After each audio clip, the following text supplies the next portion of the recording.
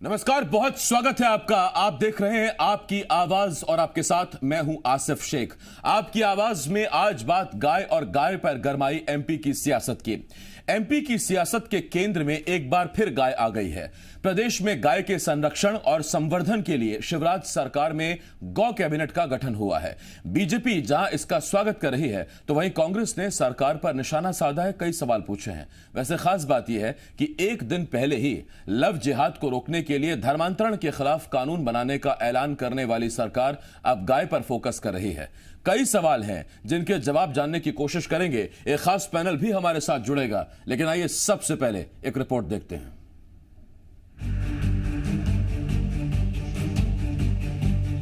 गाय पर एक बार फिर एमपी की सियासत गर्म हो गई है। सबसे बड़ा गौभक्त कौन, इसको लेकर सियासत में गजब होड़ मची है। उपचुनावों में मिली जीत के बाद से शिवराज सरकार ताबड़तोड़ फैसले कर रही है। एक दिन पहले सरकार ने जहां लव जिहाद को रोकने के लिए धर्मांतरण के खिलाफ बिल लाने का ऐलान किया, तो अब सीएम शिवराज ने एमपी में गौ कैबिनेट की घोषणा कर दी। आइए आपको बताते हैं क्या है ये गौ कैबिनेट। सीएम शिवराज ने ट्वीट कर गौ कैबिनेट का ऐलान किया। इस गौ कैबिनेट का गोधन संरक्षण और संवर्धन होगा। सीएम ने बताया कि पशुपालन, वन, पंचायत एवं ग्रामीण विकास, राजस्व, गृह और किसान कल्याण विभाग गो कैबिनेट में शामिल होंगे। इसकी पहली बैठक गोपाष्टमी के दिन 22 नवंबर को होगी। ये बैठक दोपहर 12 बजे आगर मालवा में गौ अभयारण्य में होगी। इस गौ कैबिनेट में कुल 6 सदस्य होंगे। सीएम शिवराज इसकी अध्यक्षता करेंगे, जबकि गृह मंत्री डॉक्टर नरोत्तम मिश्रा, वन मंत्री विजय शाह, कृषि मंत्री कमल पटेल, पंचायत एवं ग्रामीण विकास मंत्री महेंद्र सिंह सिसोदिया और सामाजिक न्याय मंत्री प्रेम सिंह पटेल सदस्य होंगे। गौ कैबिनेट के ऐलान के बाद से सरकार के मंत्रियों और बीजेपी ने इस पहल का स्वागत किया है, तो वहीं कांग्रेस ने सरकार की नई घोषणा पर निशाना साधते हुए पहले की घोषणाओं को पूरा करने की मांग की है। गोधन संरक्षण एवं संवर्धन के लिए माननीय मुख्यमंत्री शिवराज सिंह चौहान जी ने गौ कैबिनेट का गठन का निर्णय लिया है, जो स्वागत योग्य कदम है, जिसका लाभ आज प्रदेश में हजारों गौशालाओं का निर्माण हम करके गौ माता की रक्षा कर रहे हैं। 70% मध्य प्रदेश और 70% हिंदुस्तान में किसानी पर आधारित हमारी इकोनॉमी है और गौ माता उसकी एक मुख्य धरोहर है। लेकिन ये केवल घोषणाएं करते हैं और इस सरकार के पास बजट नाम की आज कोई चीज़ नहीं, कर्जा लेके काम कर रहे हैं। इसलिए फिर एक घोषणा कर दी है इनने और ये इस मामले में कुछ नहीं करेंगे, हमारा दावा है। याद कीजिए, 2018 के विधानसभा चुनावों से पहले कांग्रेस ने गौ संरक्षण और संवर्धन के लिए कई घोषणाएं की थी, और अब जब शिवराज सरकार गौ कैबिनेट का गठन कर चुकी है, तो ऐसे में कांग्रेस अपनी सरकार में गाय के लिए किए गए काम गिनाना नहीं भूली। पूर्व सीएम कमलनाथ ने ट्वीट कर कहा, उन्होंने अपना वादा पूरा करते हुए प्रदेश में गौशालाओं का निर्माण शुरू करवाया, और अब उनकी सरकार से प्रेरित होकर नई सरकार गाय के संरक्षण के लिए आगे बढ़ रही है। वैसे एक के बाद एक ताबड़तोड़ फैसलों के बाद ये साफ नजर आ रहा है कि शिवराज सरकार बीजेपी के कोर हिंदू एजेंडे पर तेजी से आगे बढ़ रही है, तो वहीं कांग्रेस भी इस मुद्दे पर पिछड़ना नहीं चाहती। जंग इस बात की है कि कौन खुद को सबसे बड़ा गौभक्त साबित कर पाता है। विवेक पटैया के साथ संदीप भमरकर, जी मीडिया, भोपाल।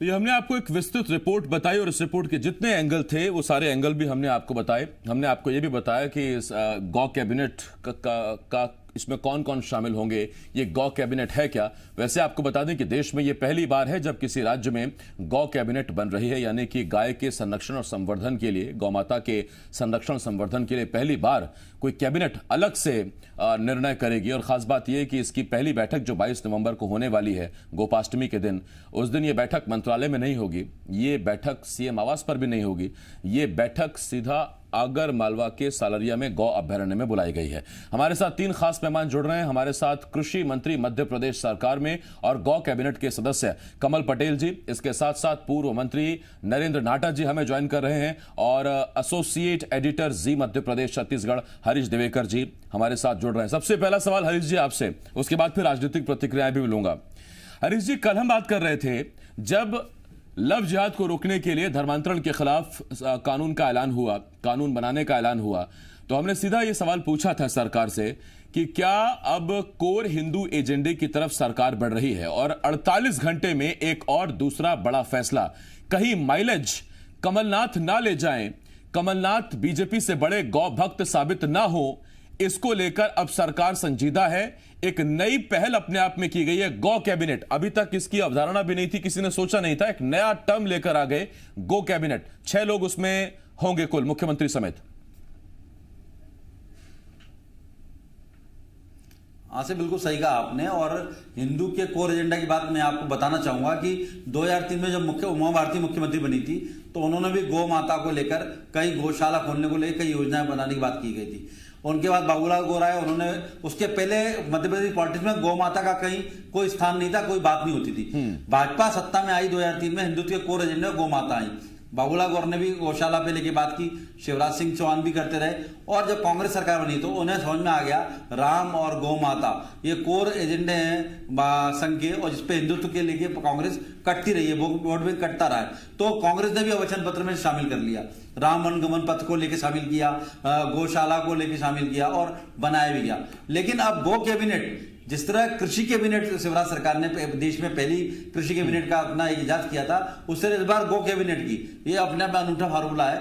अब जो गो कैबिनेट की आवश्यकता है कि नहीं और गो कैबिनेट कितनी कारगर साबित होगी, ये आने वाला समय बताएगा। लेकिन ये बात सही है कि सड़कों पर दुर्घटनाएं होती हैं तो उनको रोकने के लिए गौशाला जरूरी है, तो गौशाला बन रही है। तो गो कैबिनेट से गौशाला का क्या लेना देना, अब ये तो समझ में बाद में आएगा। लेकिन आरएसएस का एजेंडा आया और गो कैबिनेट बनने से ऐसा बड़ा ओरा सा दिखाई देता है, एक बड़ा सा एक ऐसा दिखता है कि राज्य सरकार ने बहुत बड़ा कोई काम कर दिया गो कैबिनेट बना के। अब इसमें कितने इशू आए कैबिनेट के अंदर, कितने बिंदु होंगे कि गौशाला के लिए संरक्षण को लेके, और आखिर वो किसान छोड़ ही क्यों रहे, तो सरकार उन किसानों को क्यों नहीं पैसा दे रही या संरक्षण देने, सड़क पर क्यों आ रही है गाय। तो ऐसा क्या वजह है जिसको हिंदू माता गौ माता माना जाता है और सड़कों को खुलेआम छोड़ दिया था आवारा पशु की तरह, और एक्सीडेंट होते हैं। तो कहीं ना कहीं जिन बिंदुओं पे जाना चाहिए, जिन पे बात करना चाहिए, जिन पे जन जागरण चलाना चाहिए, उनको छोड़ करके एक गो कैबिनेट का फार्मूला लाया गया। अब बलार देखिए कि देखना होगा कितना ये सक्सेस होता है। लेकिन ये बात तय है कि सड़कों पर आपके पास कांग्रेस के सीनियर लीडर और जी हरीश जी लौट रहा हूं मैं आपके पास, कांग्रेस के सीनियर लीडर और पूर्व मंत्री नरेंद्र नाटा साहब हमारे साथ जुड़े हुए हैं। नरेंद्र नाटा साहब, मेरा आपसे सीधा सवाल यह है कि अगर कांग्रेस ने वाकई गौ संरक्षण और संवर्धन को इतना सीरियसली लिया, इतनी संजीदगी से लिया, इतनी गंभीरता अगर आपने दिखाई, और कमलनाथ सरकार में अगर गौशालाओं का निर्माण भी इतनी जोरों से हो रहा था जैसा कि आज कमलनाथ ने अपने ट्वीट पर लिखा भी है, मेरा सवाल आपसे यह है कि जब उस किए गए काम को आजमाने का वक्त आया, 28 सीटों पर उपचुनाव हुआ, तो आपका सारा फोकस रहा गद्दार बनाम खुददार, आपका सारा फोकस रहा बिकाऊ वर्सेस टिकाऊ, आपका सारा फोकस रहा कि पैसे ले लिए, उसने खरीदा, उसने बेचा, उसका जीएसटी कट गया, उसका टैक्स के बिना खरीदे हुए। जो आपके मूल काम थे, जिसे आप मुद्दा मानते थे 2018 से पहले, उसका जिक्र आपने क्यों नहीं किया इस चुनाव में? क्या पता कुछ नतीजे अलग होते। नहीं कि हमने नहीं जिक्र किया, बराबर जिक्र किया, लेकिन हम ये मानते थे कि सबसे बड़ा मुद्दा जो है वो बिकाऊ बनाम टिकाऊ का होगा। हम जो भी कारण रहे हैं, आज हम इसलिए नहीं बैठे कि हम कांग्रेस क्यों हारे इस पर चर्चा करें, हम हार गए। सवाल इस बात का है आज कि आज जिन मुद्दों पर शिवराज सिंह जी चुनाव जिता के अपनी पार्टी को लाए हैं, सवाल बात क्या आज वो उन मुद्दों की बात करेंगे या उनसे भटकाने के लिए कभी लव जिहाद की बात कर लेंगे, कभी गो कैबिनेट की बात कर लेंगे। ये क्या है गो कैबिनेट? प्रदेश की जनता समझना चाहती है लव जिहाद उनके एक्ट में शब्द भी आएगा या नहीं, इस पर अभी शंका है लोगों को। अब वो क्यों नहीं कहे कि हम सीधी बात कह रहे, कमल पटेल जी सीधी बात कह रहे कि हम 4000 गौशालाएं 6 महीने में बनाकर खड़ी कर देंगे। कमलनाथ जी ने 131 करोड़ रुपया गौशालाओं के लिए दिया, वो बराबर नियमित रूप से गौशालाओं को मिलता रहा। पिछले दिनों में 11 करोड़ रुपया बजट में हो गया 131 करोड़ को घटाकर, और पिछले 6 महीनों में गौशालाओं को 1 रुपया नहीं मिला है। अब हम रोज इस तरह की बातें करें, मैं तो आपसे आग्रह करूंगा कि वो चाहते हैं कि आप इस तरीके से भटके मुद्दों से हम बात करें कि प्रदेश की वित्तीय व्यवस्था क्या है, हम बात करें शिक्षा की स्थिति क्या है, कृषि की स्थिति क्या है, अस्पतालों की स्थिति क्या है। क्योंकि हम उन पर बात नहीं कर सके, इसलिए कभी लव जिहाद की बात कर ले, और कभी गौ कैबिनेट की। नहीं, एक जागरूक विपक्ष के नेता के तौर पर आपकी बात ठीक है कि आप मुद्दों पर बात करना चाहते हैं। नाटा साहब, मैं लौट रहा हूं उस पर, आपके पास मुद्दे तैयार रखिए, हम बात जरूर करेंगे। और मैं स्वागत करता हूं, हमारे साथ कृषि मंत्री कमल पटेल साहब भी जुड़ गए हैं। कमल पटेल साहब, बहुत स्वागत है आपका। पहला सवाल तो यही है सर, अब कैबिनेट मंत्री कहें, गौ कैबिनेट के सदस्य कहें, कृषि कैबिनेट के सदस्य कहें, ये जब एक कैबिनेट है प्रदेश में तो इतनी कैबिनेट की आवश्यकता क्या है सर? ये इतना बड़ा मुद्दा है कि कृषि मंत्री और कृषि विभाग से समझ नहीं पा रहा क्या? इतने सारे विभाग जोड़ने पड़ गए उसमें। देखिए, ये देश का पहला प्रदेश है मध्य प्रदेश, शिवराज सिंह जी के नेतृत्व में, जिसने गौ कैबिनेट का गठन करने का निर्णय लिया, जो स्वागत योग्य कदम है जी। मैं मुख्यमंत्री जी का अभिनंदन करना चाहता हूँ कि देखिए, लोकतंत्र में सबसे बड़ी शक्ति होती है जनता, और जनता के द्वारा चुने हुए प्रतिनिधि उनका प्रतिनिधित्व करते हैं और सरकार बनती है, और जनता के लिए ही सरकार रहती है। और इसलिए जनता, ये बड़ा देश है, बड़ा प्रदेश है, 7.5-8 करोड़ जनता है, करीब 23,000 ग्राम पंचायतें हैं। जब मैं राजस्व मंत्री था 2005 से लेकर 8 तक, तब मैं खुद लेकर गया था कैबिनेट में ये विषय कि हर ग्राम पंचायत में एक गौशाला होना चाहिए। लेकिन जो पहले कांग्रेस के शासन के समय से, आजादी के बाद से जो नियम थे जमीन आवंटन करने के, वो इतने कठिन और कठोर थे कि हर चीज के लिए राज्य शासन के पास आना पड़ता था, कलेक्टर को कोई अधिकारी नहीं था।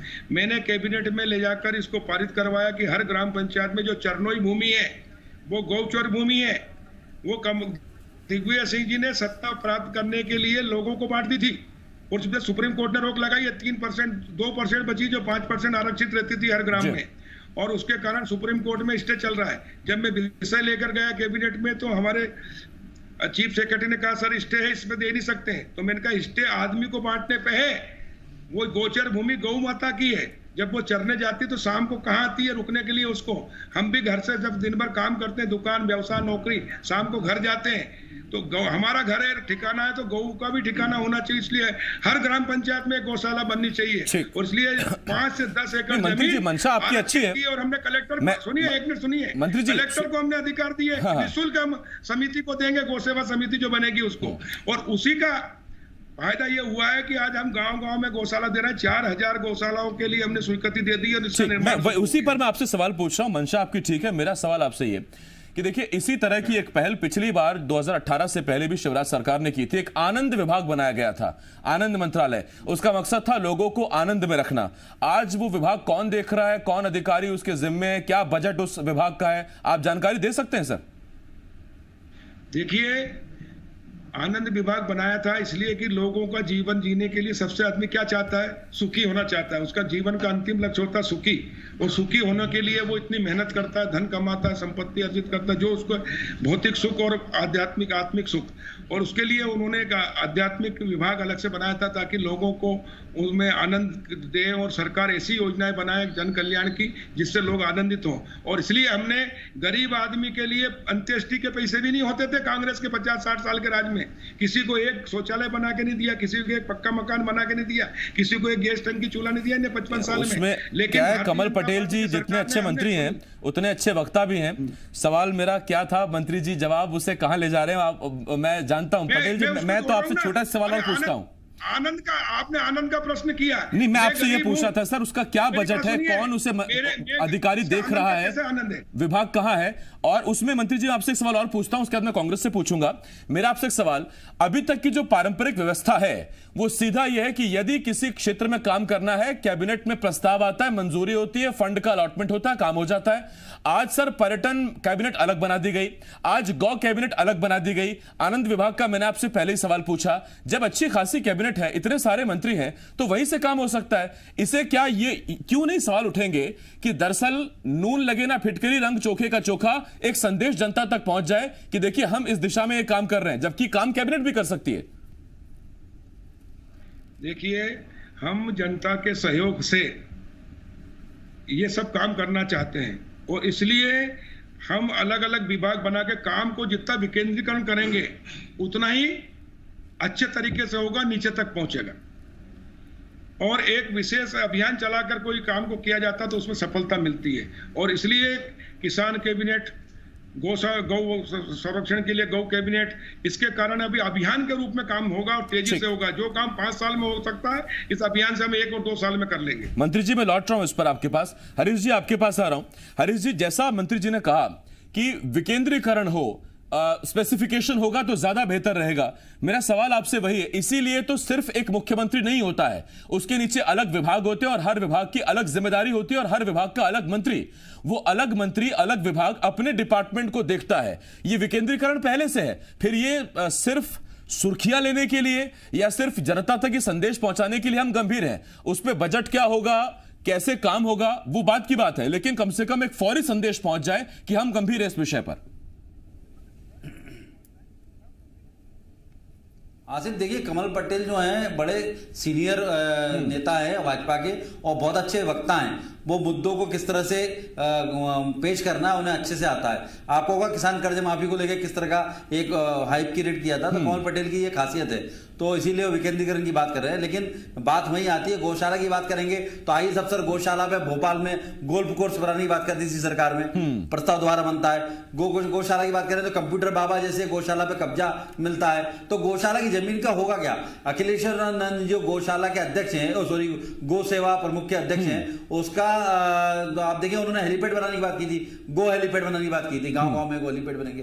तो घोषणाएं बहुत होती हैं, अमल होती है, गो कैबिनेट बनाना अपने आप में एक अलग सवाल है और उसका जवाब आने वाले समय मिलेगा। जो आपने कहा कि इसी कैबिनेट से ये काम हो सकता था, पर सरकार का मानना है कि इसको फोकस में लाया जाए, इसलिए गो कैबिनेट बनाई जाए और गो कैबिनेट बना के काम किया जाए। लेकिन इस कैबिनेट के लिए इश्यू लगते हैं, मुद्दे लगते हैं, तो आखिर गौशाला के लिए कितने मुद्दे आएंगे, इस कैबिनेट के लिए कितने मुद्दों पर होगी? किसान कृषि कैबिनेट समझ में आती, किसानों संबंधित कई मुद्दे हैं, लेकिन गौशाला एक छोटा सा मुद्दा है और गौशाला के लिए एक कैबिनेट गठन करना और कैबिनेट के साथ हर बार नए एजेंडे लाना, तो कितने एजेंडे किस बार ला पाएंगे, ये बड़ा अजीब सा सवाल है। जबकि सामान्य कैबिनेट में गौशाला को लेकर एक प्रारूप बनाया जा सकता था, एक नियम कायदा बनाया जा सकता था, सड़कें मवेशी सड़कों पर ना आए उसको लेके बेहतर प्रबंधन हो सकता, देसी नस्ल सुधार कैसे हो उसका प्रबंधन हो सकता था, लेकिन अलग से कैबिनेट बनाना समझ से परे। बिल्कुल, ये तो कमल पटेल बता पाएंगे। इसमें हरीश जी सवाल ये भी है कि जब अलग से पशुपालन विभाग है, जब कृषि विभाग भी है, और तो और मध्य प्रदेश जैसे प्रदेश में गौ संवर्धन बोर्ड भी है,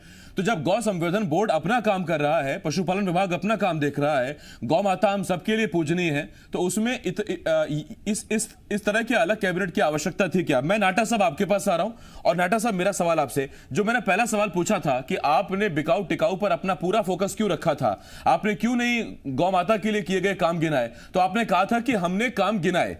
अब मेरा आपसे सवाल यह कि यदि आपने गौ के लिए किए गए काम गिनाए थे, उसके बावजूद आपको हार मिली, यानी कि आपने जो काम किए जनता को या तो पसंद नहीं आए या आप बता नहीं पाए कि गौ के लेकर आपकी भक्ति क्या थी, भक्ति भाव क्या था?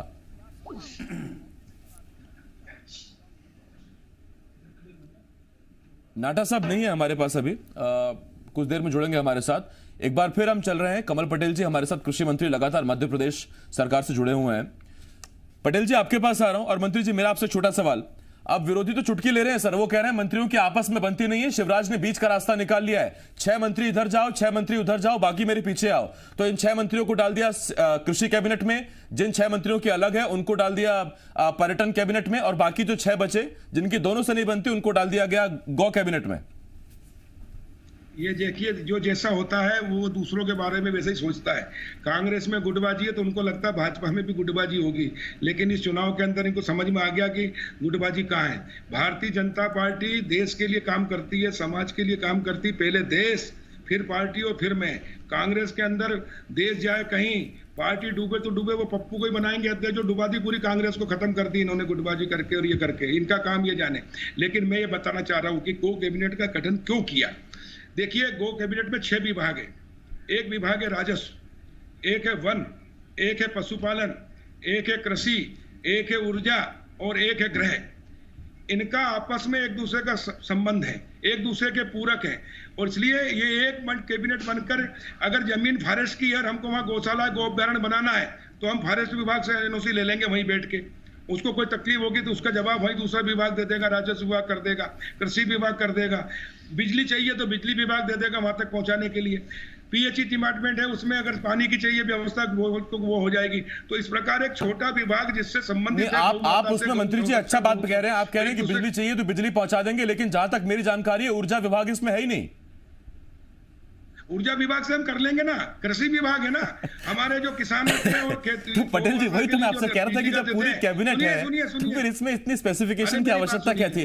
खैर पटेल साहब, नाटा साहब हमारे साथ जुड़े हुए हैं जी, मंत्री जी नाटा साहब जुड़े हुए हैं। नाटा साहब आपसे मेरा सवाल वही है कि आपने गौ को लेकर जो काम किए वो आपने अगर जनता को गिनाए तो जीत बीजेपी को क्यों मिली, आपको क्यों नहीं मिली? या तो आपने ठीक से गिनाए नहीं या आपके काम जनता ने माने नहीं।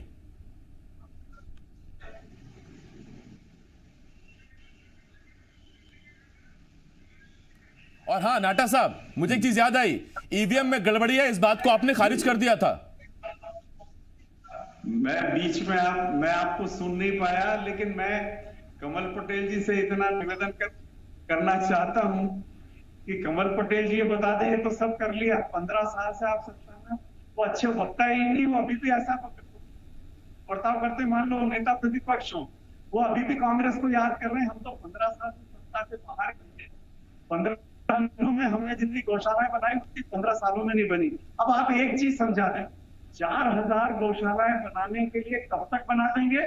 इतना बजट आपका प्रावधान रख रहे हैं और ये बजट पे पैसा उतना आप देंगे या नहीं देंगे?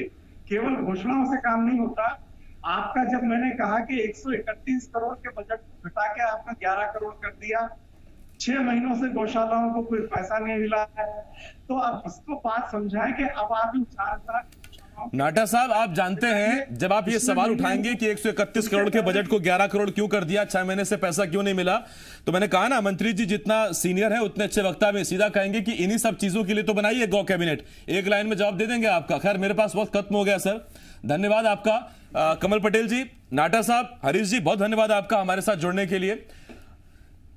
तो देखिए मध्य प्रदेश पहला ऐसा राज्य बन रहा है जहां गौ कैबिनेट बन रही है। अब सीधी बात है, एक दिन पहले लव जिहाद को रोकने के लिए धर्मांतरण के खिलाफ कानून बनाने का ऐलान, दूसरे दिन गौ कैबिनेट का ऐलान, और गौ कैबिनेट के साथ साथ पर्यटन कैबिनेट का ऐलान, इससे पहले कृषि कैबिनेट का ऐलान। एक कैबिनेट को इतनी फर्दर क्लासिफिकेशन क्यों दी जा रही है, क्यों अलग अलग कैबिनेट बांटे जा रहे हैं? इसके पीछे क्या पंचा को समझिए। आनंद मंत्रालय भी पहले एक बनाया गया था, आनंद मंत्रालय का आपको निजी तौर पर क्या फायदा मिला मुझे नहीं पता, जनता तक उसका क्या फायदा पहुंचा, लेकिन हाँ इतना जरूर है घोषणाएं करने से कम फौरी तौर पर एक संदेश तो जाता है। सरकार इस वक्त शायद यही कोशिश कर रही है, और जो कोर हिंदू एजेंडा है संघ का, बीजेपी का, उसके बाद अब बीजेपी उस तरफ बढ़ती साफ साफ नजर आ रही है। क्योंकि पहले अगर आनंद मंत्रालय बनाया जाता था तो उसमें सबका साथ सबका विकास जैसा पीएम कहते हैं उस दिशा में वो जाते दिखाई दे रही थी। लेकिन क्या एक के बाद एक हो रहे फैसले, शिवराज सरकार ने इस बार ट्रैक कुछ बदला है क्या? सोचिएगा जरूर।